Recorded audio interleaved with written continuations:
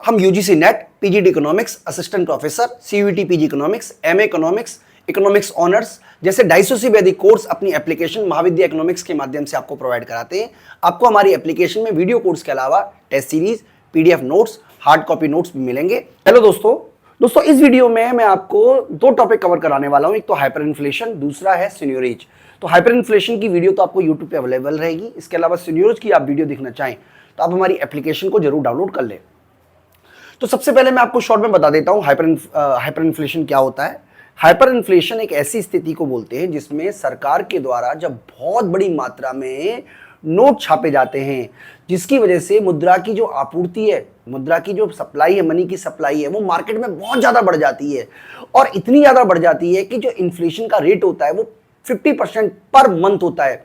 इसका मतलब ये हुआ कि अगर आपके पास 100 रुपये हैं और आप 100 रुपये में आप 1 किलो सेब खरीद पा रहे हो, तो अगले महीने आप 1 किलो की जगह आप आधा ही सेब खरीद पाओगे। और 1 साल में ये जो वृद्धि दर है 1000% तक पहुंच जाती है। यानी कि आपको केवल सेब को सूंघने को ही मिलेगा, खाने को तो सेब मिलेगा नहीं 1 साल के बाद। यानी कि हाइपर इन्फ्लेशन का विकराल रूप है जिसमें आपकी मुद्रा की वैल्यू बिल्कुल खत्म हो जाती है। तो यहां पे मैं आपको शॉर्ट में बता देता हूं हाइपर इन्फ्लेशन क्या होता है, उसके बाद डिटेल में आपको इस वीडियो के माध्यम से ही समझाने वाला हूं। देखिए यहां पे सबसे पहले क्या लिखा हुआ है, it start when countries government being printed money to pay for it spending. यानी कि गवर्नमेंट क्या करेगी, अपने खर्चा कर लेगी बहुत ज्यादा और उस खर्चे को पूरा करने के लिए नए नोट छापेगी। यहां से इसकी शुरुआत होती है। अब जब नई नोट छापेगी तो इसका मतलब ये हुआ कि गवर्नमेंट जो है, जब मनी की सप्लाई बढ़ेगी तो हम जानते हैं कि कीमतें बढ़ना स्टार्ट हो जाएंगी। जब ज्यादा पैसा मार्केट में आएगा तो कीमतें बढ़ना स्टार्ट हो जाएंगी। यानी कि सरकार के खर्चे भी तो बढ़ेंगे। भाई सरकार रोड बना रही है, सरकार सड़क बना रही है, सरकार ओल्ड एज पेंशन पेमेंट कर रही है, सरकार को और भी बहुत सारे खर्चे करने पड़ते हैं, तो सरकार के खर्चे भी तो बढ़ेंगे। यानी कि जो रोड सरकार पहले 5 करोड़ में बना सकती थी, महंगाई बढ़ने की वजह से अब वही रोड बनने में सरकार को 8 करोड़ खर्चा होंगे। यानी कि सरकार ने क्या किया, ज्यादा नोट छापे, ज्यादा नोट छापने की वजह से कीमतें बढ़ी और कीमतें बढ़ने की वजह से सरकार का खर्चा बढ़ा। अब जब सरकार का खर्चा बढ़ा तो सरकार ने और नोट छाप दिए और इस स्थिति में कीमतें और बढ़ी और उसके लिए सरकार ने और नोट छापे और यह स्थिति इतनी विकराल हो गई, इतनी मुसीबत आ गई कि कीमतें ऐसी शूट कर गई जैसे कि मान लीजिए किसी चीज को खरीदना आपके लिए असंभव हो जाएगा। ऐसी स्थिति दोस्तों आप इंटरनेट पे चेक कीजिएगा, ऐसी आपको कई सारी वीडियो मिलेंगी। वेनेजुएला का एग्जांपल है, जिम्बाब्वे का एग्जांपल है, जहां पर लोग टोकरी भर भर के पैसे लेके जा रहे हैं, लेकिन जो सब्जी लेकर आ रहे हैं, जो फ्रूट्स लेकर आ रहे हैं, वो कटोरी से भी कम आ रहे हैं। ऐसी वीडियो, ऐसे चैनल आपको मिलेंगे, ऐसी आपको इंटरनेट पे बहुत सारी वीडियो आपके अवेलेबल है। यानी कि हाइपर इन्फ्लेशन इसको बोलते हैं। देखिए हम आपको इकोनॉमिक्स पढ़ा रहे हैं, आपको इकोनॉमिक्स की टर्मिनोलॉजी बताएंगे और कोशिश ये करेंगे कि आपको सारे कंसेप्ट समझ में आए। यानी कि हमारा उद्देश्य आपको केवल हाइपर इन्फ्लेशन बताना नहीं है, बल्कि ये भी बताना है कि आखिरकार आपको उसको सॉल्व कैसे कर सकते हो। तो सबसे पहले हमने यहाँ पे टॉपिक किया हाइपर इन्फ्लेशन क्या होता है। हाइपर इन्फ्लेशन का वर्ड मीनिंग आप समझ लीजिए। सबसे पहले हाइपर इन्फ्लेशन क्या होता है। हाइपर इन्फ्लेशन एक ऐसे स्थिति में प्रयोग किया जाता है जहां पर महंगाई बहुत विकराल रूप ले चुकी होती है। यानी कि जब इन्फ्लेशन कंट्रोल से बाहर होता है, जब सरकार की औकात नहीं होती है कि उसे रोक सके, उस स्थिति को बोलते हैं हाइपर इन्फ्लेशन। और हाइपर इन्फ्लेशन जो होता है उसको ऐसा माना जाता है कि जब प्रति माह 50% होता है और साल में 1000% प्रति वर्ष होता है। देखिए कई देश ऐसे हैं जिन्होंने 50,000% तक महंगाई देखी है। इसका मतलब यह हुआ कि आपका जो पैसा है उसको एक तरीके से महंगाई खत्म कर देती है। इन्फ्लेशन का मतलब यह हुआ, हाइपर इन्फ्लेशन का मतलब है कि बहुत ज्यादा महंगाई बढ़ गई है। अब हाइपर इन्फ्लेशन बुरा क्यों है? देखिए सबसे पहले तो आपके पास जो नोट है उनकी ट्रांजैक्शन वैल्यू खत्म हो जाएगी। आपको यह बात पता है और मैं उम्मीद करता हूं कि पता होगा भी कि किसी भी नोट का, किसी भी करेंसी का सबसे बड़ा बेनिफिट यही है कि उसके द्वारा गुड्स एंड सर्विसेज को परचेज आप कर सकते हो। लेकिन जब कीमतें इतनी ज्यादा बढ़ जाएंगी और आप अपने नोट से सामान खरीद ही नहीं पाओगे तो उस नोट को रखने का फायदा क्या है? तो पहला है लेन देन प्रणाली जो है, जो आप एक्सचेंज कर रहे हो वो कमजोर पड़ जाती है। इसके अलावा पैसे के अंदर एक पावर होती है, वो मूल्य संकेत देती है। जैसे आम 100 रुपए किलो है तो वो एक संकेत दे रहा है, वो संकेत कमजोर पड़ जाते हैं। तीसरा ये होता है कि लोग आपके पैसे की फेथ नहीं करते, पूरा का पूरा मॉनेटरी सिस्टम डिस्ट्रॉय हो जाता है। इसकी वजह से एक इन्फ्लेशन किसी भी अर्थव्यवस्था को तबाह करने का काम करती है, यानी कि ना तो उनको विदेशी लोग पैसा देते हैं, ना देश में उस पैसे की वैल्यू रहती है, लोग वस्तु विनिमय प्रणाली को यूज करना शुरू कर देते हैं। उसके इंपैक्ट क्या होंगे वो हम आगे आपसे डिस्कस करेंगे। फिलहाल आप हाइपर इन्फ्लेशन का वर्ड मीनिंग समझ लीजिए कि हाइपर इन्फ्लेशन इन्फ्लेशन का वो रूप है जिसमें महंगाई की दर आउट ऑफ कंट्रोल होती है। ये महंगाई की दर 50% से लेके 1000% तक हो सकती है। अब बात करते हैं बच्चों हाइपर इन्फ्लेशन के कारण। जैसा कि मैंने आपको बताया हाइपर इन्फ्लेशन का कारण क्या है, मैं आपको बहुत सिंपल तरीके से समझाने की कोशिश करता हूं एक बार दोबारा से। मान लीजिए सरकार का खर्चा है, सिंपल एग्जांपल सर है, सरकार का खर्चा है मान लीजिए 100 रुपए का, और सरकार की जो कमाई है वो मान लीजिए 500 रुपए की, 50 करोड़ मान लीजिए, उससे कोई फर्क नहीं पड़ रहा। अब सरकार ने क्या किया, नोट छापे, नोट छापे, नोट छापे कितने रुपए के, 50 रुपए के। अब इससे क्या हुआ, महंगाई बढ़ी, महंगाई बढ़ी। अब महंगाई बढ़ने से क्या हुआ कि सरकार को जो खर्चा है वो अब 100 से बढ़कर 200 हो गया। अब सरकार की कमाई उस रेट से नहीं बढ़ी, मान लीजिए चली बढ़ी तो 80 बढ़ी, अब सरकार ने 120 के नोट छाप दिए। अब जब सरकार ने जब 120 के नोट छापे तो इसका मतलब महंगाई और तेजी से बढ़ी। अब सरकार जो प्रोजेक्ट यूज कर रही है उसकी कीमतें और तेजी से बढ़ गई। अब उसकी कीमत बढ़ने से मान लीजिए सरकार का खर्चा अब 300 हो गया या 400 हो गया, 350 हो गया, सरकार की कमाई अब 100 ही है, सरकार को नोट छापने पड़ गए 250। इस तरीके से लगातार महंगाई बढ़ती रहती है, लगातार महंगाई बढ़ती रहती है, और यही हाइपर इन्फ्लेशन का कारण है। सरकार की गलत नीतियां इसका कारण है। सरकार जब अपनी कमाई से ज्यादा खर्चा करती है, उस खर्चे को पूरा करने के लिए नोट छापती है, नोट छापने से पैसा मार्केट में बहुत ज्यादा आ जाता है, उस पैसे की कीमत घट जाती है। पैसे की कीमत घटने की वजह से लोग उस पर विश्वास नहीं करते, लोग उससे सामान नहीं खरीदते। इसी को दोस्तों हाइपर इन्फ्लेशन कहते हैं।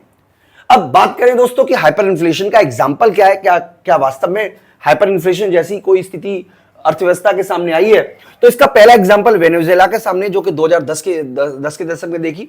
देखिए वेनेजुएला के ने क्या किया कि अपने यहां पर, मैं आपको समझाता हूं एक बार अगर आपको समझ में आ जाए।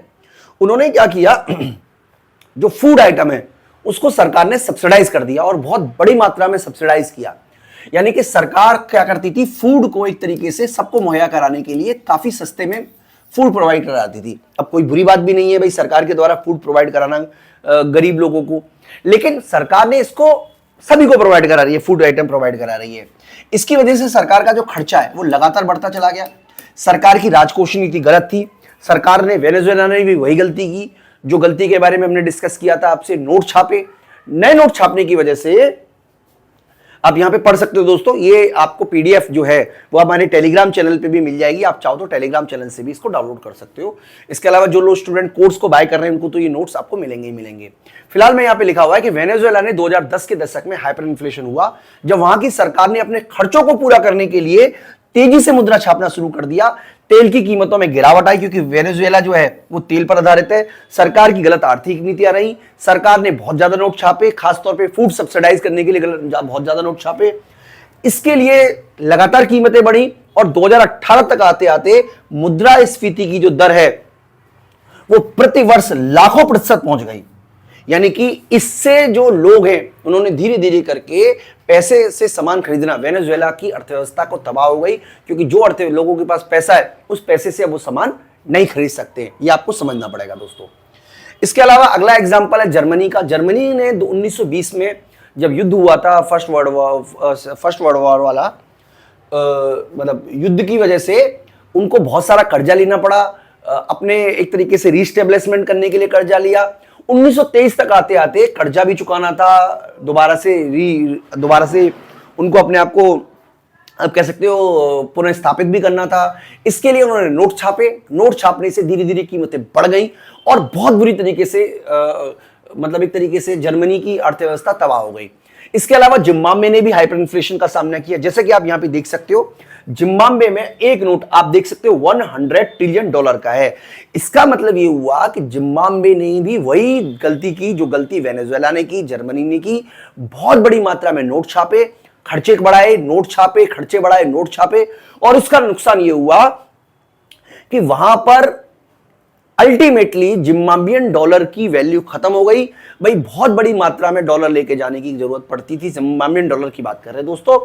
इसीलिए जिम्बाब्वे की रिजर्व बैंक ने 100 ट्रिलियन डॉलर तक का नोट जारी किया। इसका मतलब यह हुआ, अगर हम इंडिया के रेफरेंस में समझें तो इंडिया में अभी वर्तमान में अधिकतम नोट 500 रुपए का है। अब मान लीजिए एक ऐसी स्थिति आए, भगवान ना करे ऐसी स्थिति आए, लेकिन मान लेते एक ऐसी स्थिति आए कि 500 रुपए में आपको केवल माचिस मिल रही है। अब आपको दूध भी चाहिए, पनीर भी चाहिए, आपको कार भी चाहिए, तो इसके लिए सरकार को बहुत ज्यादा नोट छापने पड़ जाएंगे।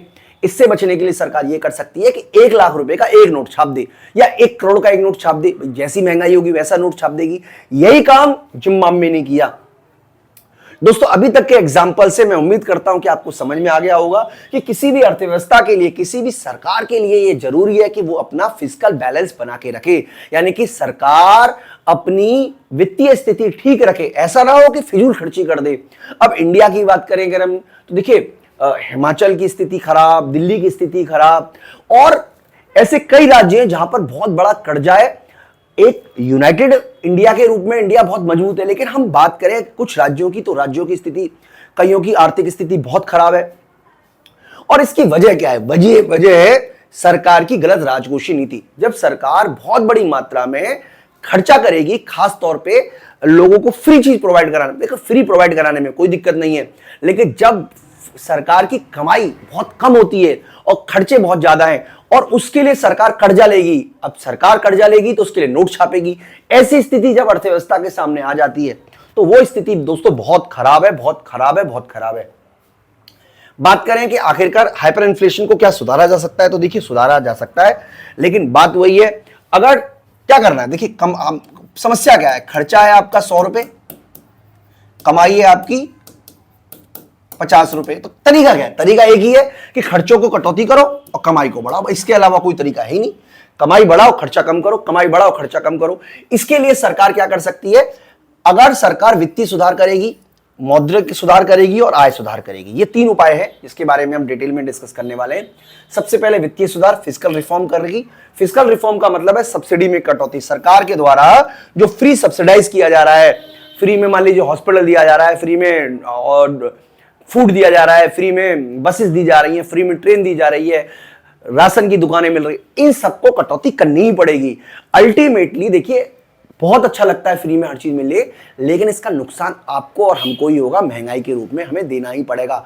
आप समझ लीजिए कुछ भी चीज फ्री नहीं है। सरकार ने वैक्सीनेशन लगानी है, सबको वैक्सीनेशन लगा दिया, सरकार ने करोड़ों रुपए डाल दिया, लेकिन वो पैसा अल्टीमेटली मार्केट में आएगा और इससे धीरे धीरे कीमतें बढ़ेंगी। तो अल्टीमेटली तरीका क्या है कि सब्सिडी कटौती की जाए।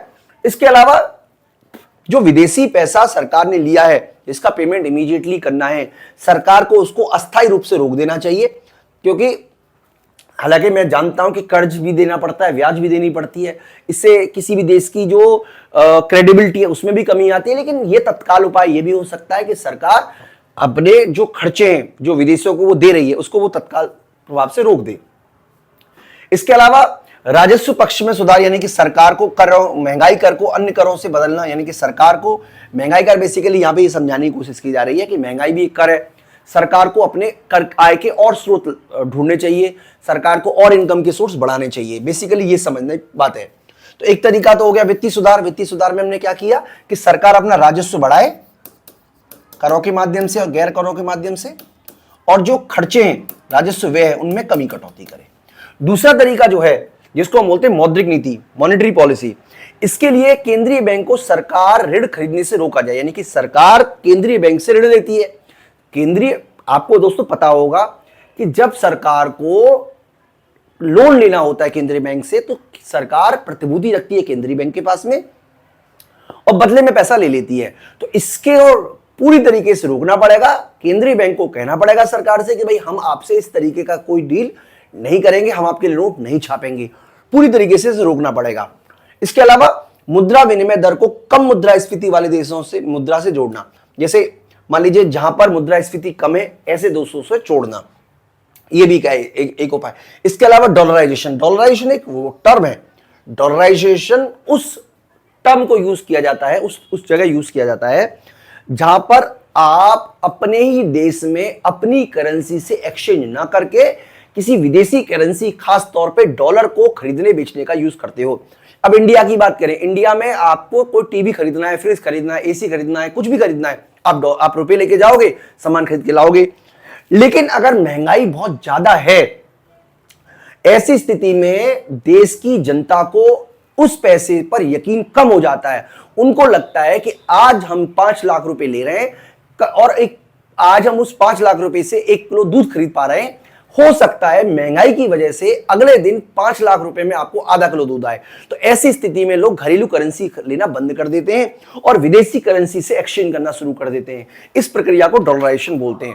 यह भी एक तरीका है तत्काल प्रभाव से अपनी स्टेबिलिटी लाने का, यानी कि आप अपने देश में अपनी ही करेंसी की जगह किसी विदेशी करेंसी जो कि स्टेबल हो उसके माध्यम से एक्सचेंज करना स्टार्ट कर दो। यह भी एक तरीका है दोस्तों। इसके अलावा आय सुधार नीति, सरकार को वेतन वृद्धि को नियंत्रित करना चाहिए, यानी कि सरकार जो खर्चा करती है वेतन पर उसको कम कर देना चाहिए, कुछ समय के लिए हो सके तो उसे रोक देना चाहिए। ये बेसिकली दोस्तों तरीके हैं। मैं आपको ये बताना चाहता हूं कि आय नीति अगर हम शामिल नहीं करते, यानी कि हम इन 2 उपाय की बात करें तो इसको बोलते हैं हम ऑर्थोडॉक्स पॉलिसी, और अगर हम तीनों उपाय की बात करें तो इसको बोलते हैं हेटेरोडॉक्स पॉलिसी। तो दोस्तों ये तरीके हैं। बेसिकली सरकार की जिम्मेदारी है और हम लोगों की भी जिम्मेदारी है कि खर्चा सरकार कम करे, कंपैरेटिवली उतना खर्चा ना करे कि सरकार की आर्थिक स्थिति बहुत खराब हो जाए। दोस्तों तो मैं उम्मीद करता हूं कि आपको बहुत अच्छी तरीके से समझ में आया होगा हाइपर इन्फ्लेशन क्या होता है, किस तरीके से ये हमें और आपको प्रभावित करता है। दोस्तों इस वीडियो में इतना ही। Thank you.